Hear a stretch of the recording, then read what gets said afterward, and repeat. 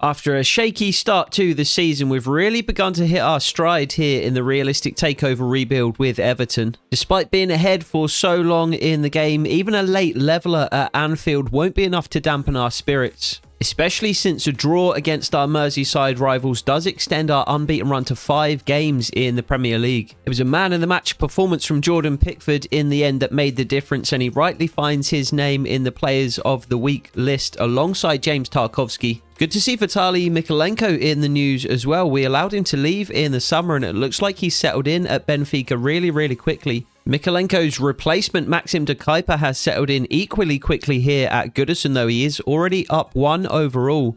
And he does have 2 goals and an assist to his name in just 7 games so far this season. And he'll be looking to help steer us side towards victory again here today as we host Brighton and Hove Albion in our first game of the episode. Brighton, of course, the club where Graham Potter really made his name as a manager. He oversaw something of a meteoric rise for the small club and really established them as a solid Premier League side. And Brighton have continued to kick on under new manager Roberto De Zerbi. However, they have continued to miss that true goal-scoring threat up front. That could be about to change this season, though. Brighton making a 40 million move for Vangelis Pavlidis from AZ Alkmaar, who will make the start today up front for Brighton. Yao Marquez will also start in the number 10 role, a young Portuguese player that Brighton brought in.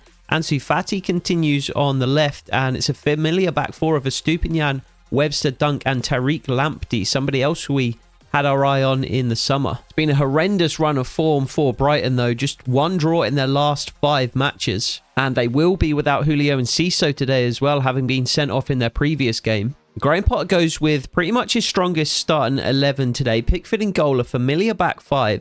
Garner and Onana in midfield, along with Reece Nelson and Jack Harrison supporting Beto up front. There are places on the bench for Lewis Warrington and Lewis Dobbin, however. And indeed, the new boy Pavlidis does contribute for Brighton today, scoring one of the goals that would secure a point for them. Beto equalised just before half-time. Reece Nelson put Everton ahead just after the half before Tariq Lamptey equalised with about 10 minutes to go left in the game. So that does stretch our unbeaten run to 6 games ahead of our next fixture away to Crystal Palace. But first, I think we need to begin thinking about the January transfer window, which opens in just 51 days, as we are in need of a new striker of our own. Beto has been solid so far, scoring 4 goals in his 11 Premier League games, but it is something of an awkward fit up front in Graham Potter's system. And with Mope our only other current option up front, I do think we need to address the position in January, especially since Mope could well be leaving the club sooner rather than later. One thing to bear in mind is that we do only have a little over 10 million left in our transfer budget. However, with the departure of Mope in January, that could rise to close to 15 million. And whilst they've been fairly conservative with spending in year 1, the new owners have indicated that there'll be plenty of money available next summer, especially if we're able to roll over some of that remaining transfer budget. If we were to spend a significant portion of that money, I think Enzo Mio would be a great player to look at. 21-year-old Frenchman is a 75 overall, but has plenty of room to grow, and I think he would be an ideal candidate for that number 9 role that we are looking to utilise. He's got good enough pace, some ideal technical attributes, and some playstyles that would really be suited to the position as well. However, if we were to take the other approach and just look to add depth to the position whilst rolling over a significant chunk of that remaining transfer budget to next summer, I think Justin Deal would be the kind of player that we're looking at. At just 18 years old, he has massive potential and again would be an ideal candidate to play in that false 9 role. And we could get him for as little as 3.1 million by triggering that release clause in his contract. So let me know in the comments which approach you think we should take. Are we trying to spend as much of our remaining transfer budget as possible to bring in a true starting 11 player? Or do we see out the season with Beto up front, add another youngster to the ranks, but try and roll over as much of that remaining transfer budget to next summer as possible, with the intention of bringing in a real difference maker at that point? Of course, if you have other suggestions for a player in this position that we should add, feel free to drop those names in the comments. The January transfer window is still a month and a half away. We do still have plenty of games to get to in the meantime. The first of which is a game against a very weak looking Crystal Palace side. They're going to play a very defensive 5-2-3 formation. Edouard up front, Eberechi Eze drifting out to the right hand side to replace Michael Elise today. And Rob Holding, Joachim Anderson and Chris Richards form a back 3. No Mark Gahey, who has left the club. Whereas Graham Potter has rotated his side slightly today. Noah and Bamba making another appearance in that back three.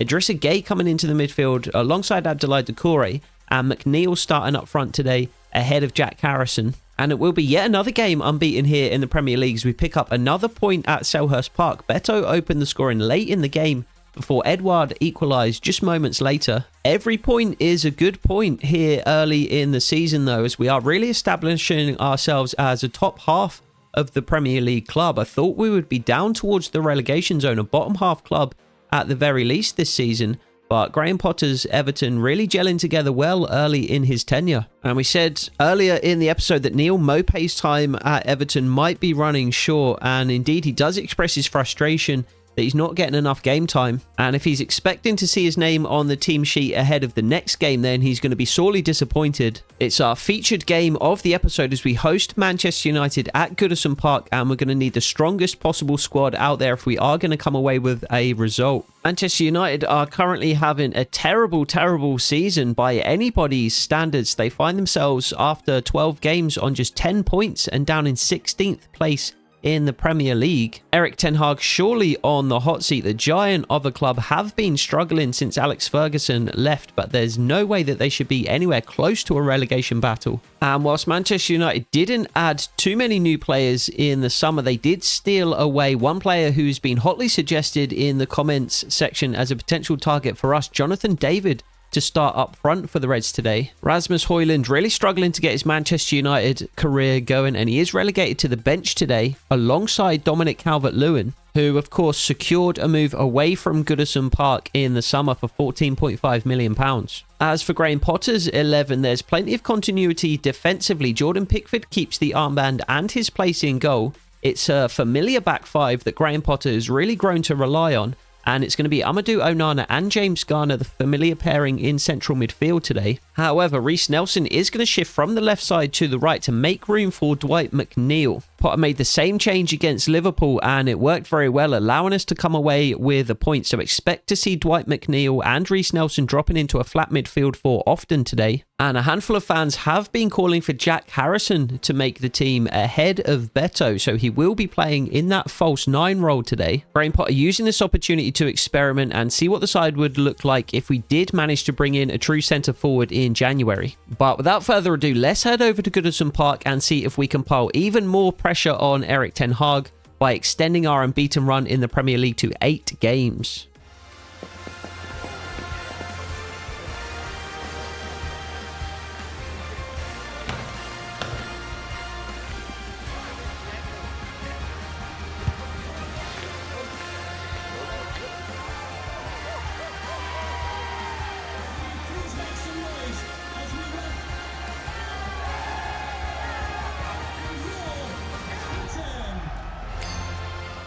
We are back for another home fixture here at Goodison. Manchester United, the visitors today. A horrendous start to the season for Manchester United. They find themselves down in 16th place in the Premier League, which for most Manchester United fans surely is going to be unthinkable. That's a poor challenge early on. At least I thought it was a poor challenge. The referee waves play on.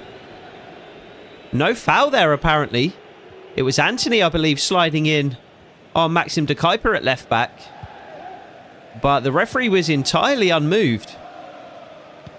So a familiar back five for Graham Potter's Everton today, but an experiment up front. Jack Harrison playing in that false 9 role, so we'll expect to see him dropping into midfield to collect the ball. Reiss Nelson in the box trying to make a nuisance of himself.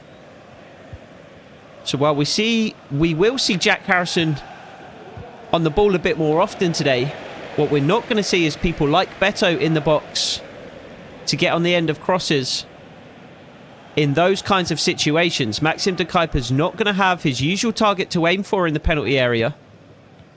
Dwight McNeil on the field today as well, as Ahmedhodzic gives the ball away to Jonathan David, and Marcus Rashford on the left-hand side could spring a Manchester United counter-attack here. Just cuts it inside to Casemiro. McTominay on the ball. Another player who has been suggested in the comments as somebody that we should be looking to bring in. A box-to-box midfielder was a recent suggestion as well, and McTominay, of course, fits that role very, very well. He does feel like an Everton player somehow, Scott McTominay, as James Tarkowski heads clear. Amadou Onana unable to do the same, and it's Wan-Bissaka who's eventually dispossessed by James Tarkowski. Wan-Bissaka, somebody I had my eye on personally as well. Not suggested in the comments, but somebody that I added to the transfer shortlist fairly early on in the process. United, of course, have both Wan-Bissaka and Diogo Dalot, so potentially they could afford to release one of those two right-back options. Good block from Amadou Onana. James Garner into Reiss Nelson, who can't quite find Nathan Patterson before he's dispossessed by Manchester United once more. There's Armadjojic. Pickford clears. In search of Dwight McNeil, whose outstretched leg can't bring it in before Martinez collects. Antony on the right-hand side for Manchester United. Beats Maxime de Kuyper, but loses his footing, which allows de Kuyper to recover.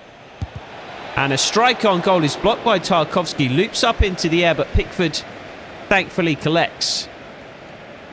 Armadjojic with a shaky start to the game. He's given the ball away on a couple of occasions here, as Nathan Patterson just puts on the brakes on the right-hand side. I'm not quite as scared of Manchester United as I was of Liverpool. We sat in our defensive game plan pretty much for 90 minutes against Liverpool. And in fact, I think it literally was for the entire game. We had Dwight McNeil and Reiss Nelson both dropping in to form a flat midfield four to sit in front of that back five. I'm not quite as scared of Manchester United though, based not only on their poor start to the season, but on their personnel as well. Reiss Nelson in a dangerous position, cuts back onto his left foot, lofts it into the box looking for Dwight McNeil. His header, of course, was what gained us a point at Anfield. Couldn't get on the end of that one, though. So we are just starting the game in our standard game plan. A 3-4-3, 5-2-3, however you want to define it. But with Jack Harrison in that false nine, looking to link the play between those central midfield two and those wide players in Dwight McNeil and Reiss Nelson. Good block, and James Tarkowski tries to set Dwight McNeil away on the left, which somehow he has managed to do. There's de Kuyper. Jared Branthwaite just switches the play to Armadjojic, who's in plenty of space here on the right-hand side. Not too much on ahead of him, though. I don't think we need to press too aggressively to open the scoring here, especially in this first half. That's a really poor challenge. The second of the game for Antony early here, and this could be at least a yellow, you would think. Potentially even a red. It is just a yellow. I was unsure which colour card we were going to see from the referee there. It was a really, really late challenge on de Kuyper, and it's the second one that Antony has left on him already today. And I think Antony's lucky to be on the field. I think the first challenge that the referee didn't even blow for was potentially a yellow card challenge. And Antony, of course, picking up a yellow card there. I think he's lucky not to be receiving his second yellow card already today. Jared Branthwaite putting a cross in. It's a really poor one. But to be fair, it's not something we ask Branthwaite to do very regularly at all. Here's Jack Harrison dropping a little bit deeper than Beto ordinarily would. Nathan Patterson putting a ball across the 6-yard box. And of course, we are relying on the likes of Dwight McNeil and Reiss Nelson to get on the end of those today, in the absence of Beto. Big win in the air from Onana. Finds Nelson again on this right-hand side. And Dwight McNeil again is in a good position. Can he get on the end of this? Yes, he can. It's a good save from Onana. And collected on the second attempt by the United goalkeeper. Dwight McNeil went with a diving header. Potentially he would have been better off thrusting out a foot and trying to poke it beyond Onana. But if Dwight McNeil can get on the end of crosses like that, in that way, really good challenge, James Garner, then potentially we're not going to miss Beto today. Maxim de Kuyper away on this left-hand side now. Wan-Bissaka for company. Again, we're going to try and instruct these players to get into the box. De Kuyper just holding on until Jack Harrison can get in there. And Onana again comes to claim. Solid goalkeeping, but positive signs from Everton early here at Goodison Park as Reece Nelson collects the ball once more. And again, we can retain possession. Amadou Onana's picked up a knock, which is not something I like to see. He may well run it off, so we'll keep an eye on Onana. And we'll try and give him at least until half-time, if we can. Hopefully we don't have to bring him off at any point here in this first half. Good switch of play from Tarkowski over to De Kuyper. Risky pass from Jared Branthwaite, but it does come off. Maxim De Kuyper can't quite find Dwight McNeil as he runs in behind. Scott McTominay. It's Casemiro. Bruno Fernandes just on the bench for Manchester United today. Jonathan David up front has been quiet. And there's Mason Mount. De Kuyper trying to stop the cross. Doesn't manage to do so. Jared Branthwaite eventually cuts it out. But it does end up going out harmlessly for an Everton goal kick, which Jordan Pickford will take. Half an hour gone in the game here at Goodison. And I would say we've had the better start here. I'd say we've looked more dangerous going forward. I'd say we've looked more in control defensively. Nice little position picked up by Reece Nelson. The control, not close enough though. And a Manchester United defender nicks in and steals the ball away. Marcus Rashford on the right-hand side. Manchester United's left. It's on our right-hand side. Nathan Patterson defends very well. Can't quite clear, though. That's one thing we have struggled with so far, is clearing the ball away. And we've done it again there. And we failed to do it again there, rather. Mason Mount. Scott McTominay into the box. And I think an extended foot from Jordan Pickford just gets enough on the ball to force it out for a Manchester United corner. Dangerous, dangerous play there, though. We do need to start clearing this ball a bit more convincingly. We're tackling well, but we're not doing the secondary thing and clearing the ball away. Maxime De Kuyper does so on that occasion, though, and we can potentially get up the pitch here. Jack Harrison's been fairly quiet in that false nine position. Amadou Onana just stands up Anthony. Good challenge by Maxim De Kuyper, but again, we can't quite clear. Good challenge, Jared Branthwaite. And Reece Nelson will just lay it off to Arma Djodjic. Nathan Patterson up ahead of him. Tarkowski. Branthwaite in space, but instead Tarkowski lays it off on the right-hand side to Arma Djodjic. Nathan Patterson now. Nice little run from Reece Nelson. And a bit of confusion there between James Garner and Reece Nelson about what Nelson's next move was going to be. Garner anticipated him trying to make that run again once he'd got back on side, but Reece Nelson dropped deep to try and maintain possession instead. Manchester United getting a bit of a foothold in the game now. A little bit more possession for them over the last 10-15 minutes or so. Spending a bit more time in our half rather than in their own. Onana can't take it away from Mount. It's a good block by Maxim De Kuyper. And Jared Branthwaite's going to need to win this. And Jordan Pickford actually comes out. Takes control. And Reece Nelson again taking up a really nice position on about the halfway line.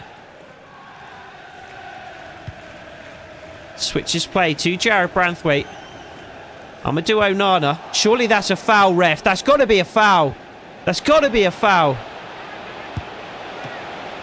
Anthony strikes from range. Jordan Pickford equal to it. It's a comfortable save in the end, but how that isn't a foul, I don't know. Bundling Amadou Onana over, who is still nursing that injury at the moment. It's looking like we're going to have to bring him off at half-time. Good clearance from McNeil at the near post. James Garner goes out to meet Rashford. Good challenge by Garner, but again we can't clear. We need to start getting rid of this ball. We're doing a really good job to take possession away from Manchester United, but then we're just handing it straight back to them. Good challenge from James Garner, and again we do the same. Thankfully, the referee's whistle goes.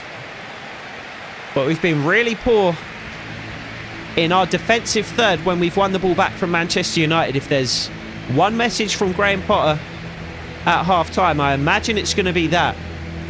We look fairly good going forward. We look good defensively, but we need to be better with the ball in our own defensive third if we're going to get anything from this game. So I'm going to do Onana, the only change at half-time, unfortunately. He does have to come off. Not sure of the nature of the injury just yet, but it's enough to send Onana to the sideline for this second half. Abdoulaye Doucouré on in Onana's place. So potentially we will have a bit more of a threat going forward through the centre of our midfield. Worked well to Maxime de Kuyper on this left-hand side. Dwight McNeil up ahead of him. De Kuyper takes on Wan-Bissaka though. Lofts it into the box where Jack Harrison lies in wait. And a really good header from Jack Harrison forces an equally good save from Onana in the Manchester United goal. It was fairly close to the United keeper, but it doesn't look as though we're missing Beto up front in terms of a target man. Dwight McNeil good in the air. Jack Harrison getting on the end of that one. Cleared by Manchester United from the corner. McNeil just to loft it back in. And I think Rashford has used his hand to block the cross there. So rather than a throw, and it is going to be an Everton free kick. And again, Dwight McNeil will deliver an in-swinging cross here. Maxime de Kuyper across the near post. Not too many large bodies to aim for. James Tarkowski is, of course, one. Although I don't think he's in the box at this particular moment. He is on the edge, though. Lays it off to James Garner, who strikes from range. Blocked by a Manchester United body just in front of the penalty area. Maxime de Kuyper collects. Jarrad Branthwaite. There's James Garner. Lots of space on the right-hand side for Arma Djordjic. And he does find him. Nathan Patterson now. Immediately tracked down by a Manchester United player. Maxime de Kuyper. Really good ball in towards Dwight McNeil. It's those early crosses that are such a threat when Maxime de Kuyper is on the ball with a little bit of space. Trent Alexander-Arnold-esque in that respect. Our own Merseyside magician. And, oh, real high pressure from Manchester United here. What a mistake that is from Jarrad Branthwaite. Trying to play the ball all the way across the penalty area to Arma Djordjic. And Graham Potter's halftime message clearly hasn't been heard, because we've come out in this second half absolutely reckless with the ball in our defensive third. And I think Jack Harrison seems to be holding his shoulder, and I think he's picked up an injury as well. Again, we'll give him some time to see if he can run it off. But here's that save from Jordan Pickford. I think it's Marcus Rashford coming in from the left-hand side, drifting in to try and get on the end of what ultimately was a Jarrad Branthwaite cross into the Everton box. Really poor decision from the young centre-back. Good challenge, Doucouré. Can he get rid? No, he can't. We continue to fail to clear. And Bruno Fernandes hits the post. Riding our luck a little bit here. We did that for long periods of the game against Liverpool. It hasn't been quite so tense or tenuous here today. But we are beginning to ride our luck a little bit. Maxime de Kuyper. Almost nobody up ahead of him. There's Jack Harrison dropping into midfield from that false 9 position. And he's in a position to receive the ball again there, but Arma Djordjic gives the ball away this time. We've been so sloppy in possession in our own half. Really, really poor. Doucouré can't quite steal the ball away. McNeil putting pressure on Anthony. Harrison has run off that knock, so his isn't an injury that will force him from the field. And it's a shot from range. I thought that was looping into the far corner there from... I'm not sure who that is in the Manchester United midfield. I thought it was Malacia for a moment. But it's an unusual position to be taken up. It's Jonathan David, actually. That makes a lot more sense. And again, we've given the ball away in our own defensive third. We cannot avoid doing that so far today. James Tarkowski, poor challenge, this time from Mason Mount. Just a talking to from the referee this time. And as we pass the hour mark here in this game, we are really fortunate still to be level with Manchester United. They haven't really created any particularly good opportunities. We've gifted them the only opportunities they've really had. Fortunately, they have only really been half chances. They've had nothing clear cut, nothing that you would expect them to score necessarily. Reece Nelson again dropping in to do his defensive duties in support of Nathan Patterson, who can't steal the ball away from Mason Mount. Into the Everton box once more. Ahmedjojic with another good challenge. Yet again fails to clear. David with a strike on goal, and it's another good save from Jordan Pickford.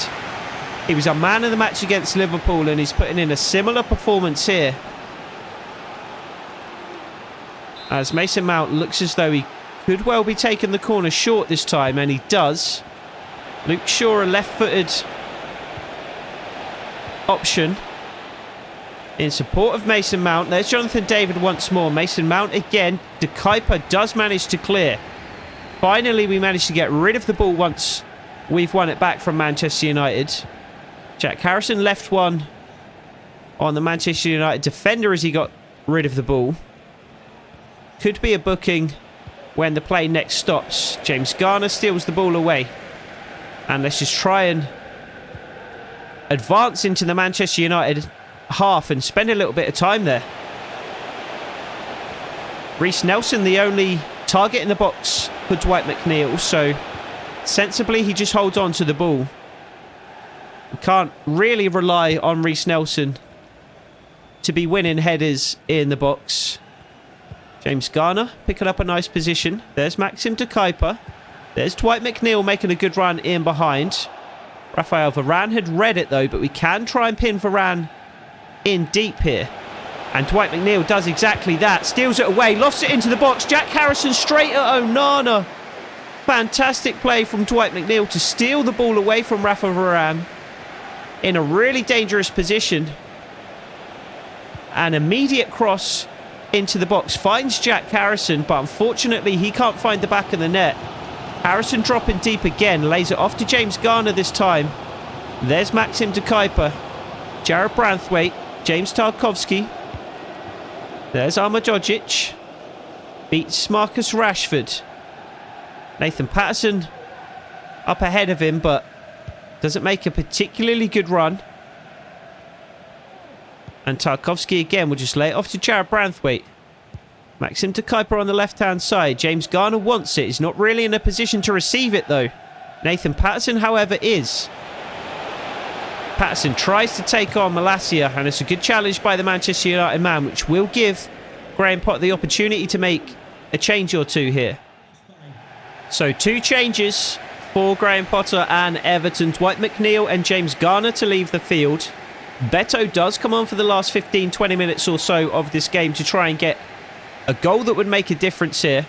And Noah Mbamba is going to be the other player to come on in the centre of midfield. We haven't used him in a featured game yet. He's played in Quick Sim for us, but this will, I believe, be our first opportunity to see what Noah Mbamba can do. We may actually, now that I say that, have played with him once before in a featured game. But again, only in a limited substitute appearance late in the game, I believe.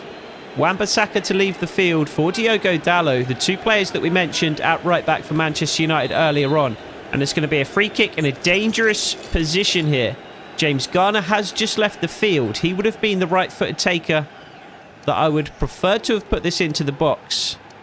It's going to be Reiss Nelson instead. I would prefer an outswinger here rather than Maxim de Kuyper's left foot. Nelson in towards Beto. A diving clearance by the fist of Onana. Takes it off Beto's head. But I thought it was going to be Beto, the super substitute, for a moment there. Good intervention by Mbamba. He can't quite manage to keep it in play, though. He looks very tall and athletic, Mbamba. Long legs. He looks kind of in the Onana mould, to be honest. That kind of lanky, athletic, rangy defensive midfielder. Doucouré does well to steal the ball away from Manchester United. Mbamba wants it. Branthwaite instead to de Kuyper. There's Mbamba. Branthwaite once more. Tarkowski. Armadjojic. Nothing too much on ahead of him. 10 minutes to go in the game. I'm not sure whether we should press for a winner here or not. De Kuyper does well to skip away from the Manchester United man. Can you cut inside, please, Jack Harrison? Reiss Nelson in the box. Can't quite win the header. Beto on the edge. And Manchester United come away with it. I think we should be happy with a point here. It is Manchester United. They do have quality throughout the squad, despite their poor start to the season. So I don't think we press too hard for a winner. But I don't think we sit back in our defensive game plan here either. What a tackle by Nathan Patterson. Reiss Nelson comes away with it on the right-hand side. He's got the beating of Malacia for pace. And it's going to have to be Varane to come across to try and put a stop to this attack by Reiss Nelson. Lays it off for Beto. Strikes from the edge of the box. Straight at Onana and beaten away. Decent attempt from Beto. Gets a lot of power behind the shot and it is on target. But far too close to Onana to really cause him too many issues. And again, Manchester United try to find a winner here. About 5 minutes left to go in the game. Doucouré forcing a mistake as Manchester United release the ball to Jack Harrison. Spots the run of Maxim de Kuyper up ahead. Beto again is inside. Maxim de Kuyper can't quite find him. There are a lot of Manchester United bodies in the area.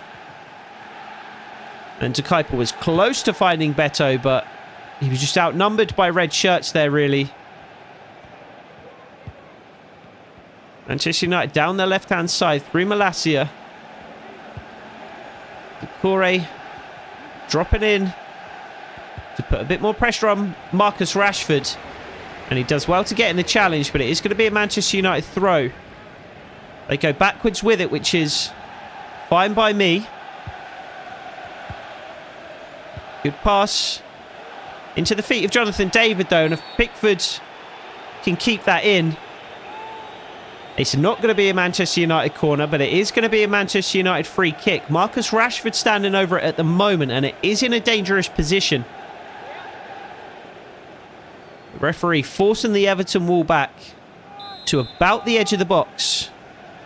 And Marcus Rashford, with 1 minute of 4 added, having already elapsed, has a chance to win the game for Manchester United here. And he forces Jordan Pickford into what was a spectacular save, but was probably a fairly routine one ultimately. It was straight down the middle of the goal. And it was the height on the shot that would have caused Jordan Pickford a problem more than anything. The height and the power. Bruno Fernandes with a header at the near post. Fortunately straight at Jordan Pickford. And if we can work this clock well, we might be able to be the team with the final opportunity in this game. Beto. Noah Mbamba. Switches to Tarkowski. There's Nathan Patterson. 1 minute left on the clock. Patterson beats Malacia. Can we get into the box? And on the end of a cross from Nathan Patterson. Beto at the back post. Straight Onana. Beto with a chance to win it. And it was a stooping header at the back post. It was a narrow angle, to be fair to him. And he did have to stoop low just to get his head on the ball. And I think although that's going to be a chance that we look back on and think we could have stolen all 3 points from Manchester United, I think Beto did well just to get that opportunity on target. It was an awkward one for Beto. Almost collided with the post as well. But it's going to be, again, points shared. It is going to be 8 games unbeaten in the Premier League for Everton. And I'm not sure if this one feels like a point gained or 2 points dropped. It certainly feels more like a point gained than the Liverpool game did. So I think ultimately a point is probably a fair result. Both teams had chances to win the game. Neither took them. Unfortunately, we do find out that Onana is only going to be out for 5 days. So that injury, not a serious one. And that point does mean that we hold on to 10th place in the Premier League. We are level on points with West Ham and Bournemouth, however. Liverpool have really kicked on, even just since the last episode. And their run of form sees them rise all the way to 4th place in the table. Manchester City, the team to beat at the moment, though they haven't lost so far this year. And they sit at the top of the table on a massive 35 points from just 13 games. Whilst Manchester United do rise a place in the table, but they are just 2 points from the relegation zone that is rounded out by Brentford, Wolves and newly promoted Ipswich Town. And with that, the calendar does tick over into December, so rapidly approaching the January transfer window. So be sure to let me know in the comments what approach you think we should take in the transfer market. And we've got 3 games to get to in the next episode, 2 of which are at home versus Newcastle and Chelsea. However, I did say that I'll try and keep a balance between home and away games in terms of the matches that we feature. And Nottingham Forest are likely to be our closest rivals in terms of league position. So we will be travelling to the City Ground to take on Nottingham Forest in the featured game in the next episode. I hope to see you there. Take it easy.